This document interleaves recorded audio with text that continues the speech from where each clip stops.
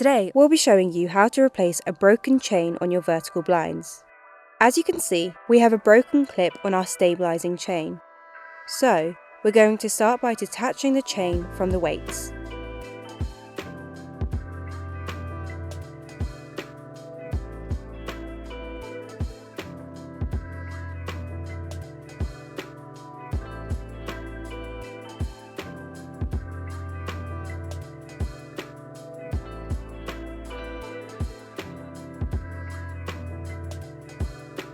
Once the chain is fully detached, we can go from left to right, clipping our new chain onto the weights.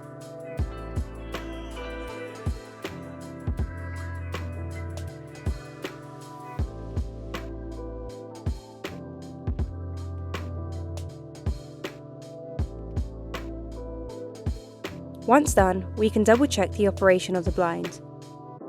And that's how to replace a broken chain on your vertical blind.